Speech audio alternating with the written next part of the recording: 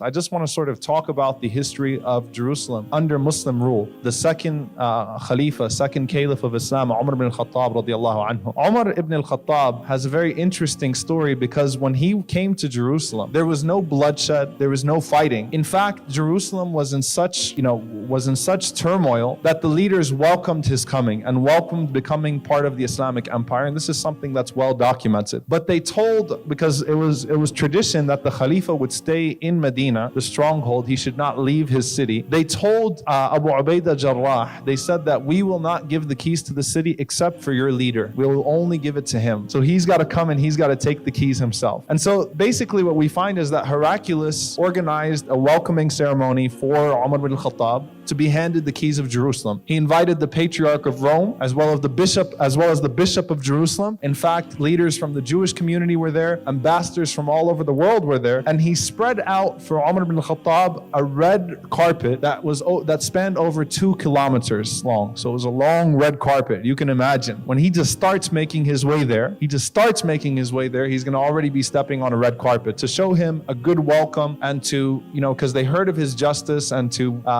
truly give him royal treatment. And also beforehand, they also invited for the 2 leading Muslim generals, Abu Ubaidah al-Jarrah and Amr ibn al-As radiallahu ta'ala anhu, to be in attendance when Umar ibn al-Khattab comes. So back then you didn't have first class, seating or anything like that, but I'm sure they sent them some first class horses or first class camels. They took care of them. They furnished their stay in Jerusalem. They even provided them garments. There was a special type of garment that you needed to wear at this historic ceremony of handing the keys of Jerusalem over to Umar ibn al-Khattab. Now Umar ibn al-Khattab, if you read about him, was a person of much simplicity. Big, huge man, gigantic in the true sense of the word. The description of him is that if he sat on a horse, his feet would touch the ground. It's a huge individual, huge human being, very intimidating look because of how big he was. And he set such a tone of justice during his rule. I'm talking about in the rule in Medina, that whenever the distribution of garments, whenever they distributed cloth to each one of the Muslims, Umar ibn al-Khattab had to take 2 garments. So one man actually stood up, Suleiman, a man by the name of Suleiman, actually stood up and started to question him and chastise him because he took 2 garments and everybody took 1. And Umar had to explain that, I need 2 because I'm so tall. I literally had to have them stitched together or else I wouldn't even be able to cover myself adequately. And even with that 1 garment, there were 17 stitches or 17 patches that were counted in his garment on the day that he conquered, or the day that he opened. It's a better word, opened Jerusalem. Fath. He opened Jerusalem. There was no battle that was there. So Umar ibn al-Khattab, he asked the people in Medina, he said, should I go there to take the key, or is this some kind of setup or some kind of plot? Am I going to be killed?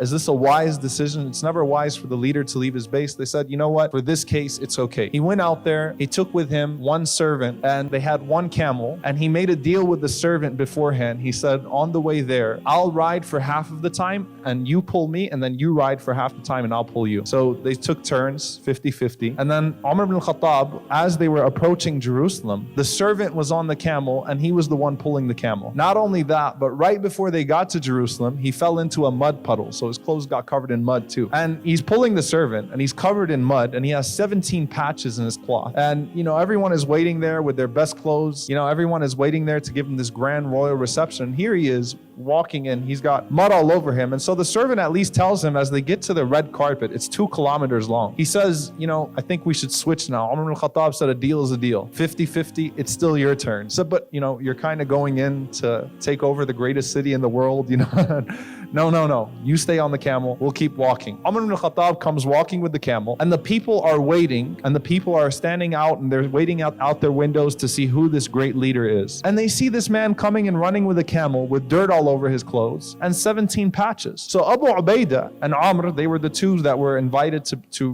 be part of this reception. Abu Ubaidah, who himself was a very simplistic man, but recognized the situation at this point. Abu Ubaidah, he gets upset with this. He goes and he walks out to Umar ibn al-Khattab. He's like, I got to take care of some business with the leader before he comes and takes the key. And he says, you've embarrassed us. You've humiliated us. These people are all dressed nice. We want to, you've got to show that you're a strong leader. You've got to show your best clothes and things of that. You've embarrassed us. And Umar ibn al-Khattab, he became upset. And he said, Nahnu qawmun a'azzana Allahu bil Islam. We were a people who God gave dignity to through faith, through Islam. And if we seek honor and dignity and glory through any other means, we will surely be humiliated. Meaning, I'm not that superficial person I used to be. Omar was known before he became Muslim to be an extremely well-dressed, wealthy man. He was one of the few literates, few people that could read in his time.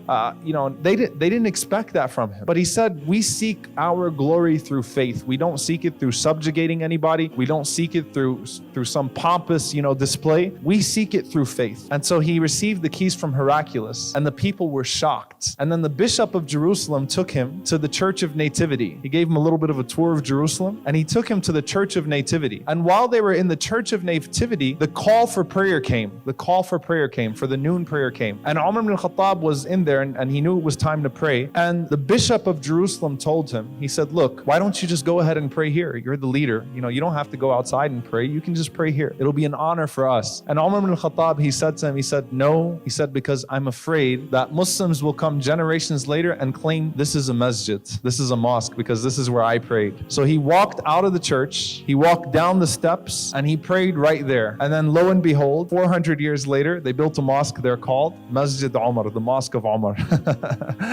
So he was right. He knew how history works with these things. He didn't want people to claim that church as a mosque just because he prayed there. Not because it was impermissible or not because there was some theological objection to that. He just wanted to give the people their rights and their respect. He also made the famous Pact of Umar, which the moderator read, which essentially guaranteed the rights of all citizens there, guaranteed the rights of people to practice their own faiths. Christians and Jews not only were allowed to live in peace, they were allowed to judge each other by their own law. So they were not subject to Islamic law. They were allowed to keep things according to their law, out of sensitivity and out of justice towards them. So it wasn't like, again, the Bible was thrown away or the Torah was thrown away. In fact, if a situation came to Umar in regards to a public act of lewdness or disobedience from a Christian or a Jew, he would consult the rabbis or the priests, and he would ask them if this was something that was allowed in their faith or not. So it was complete justice, complete honor.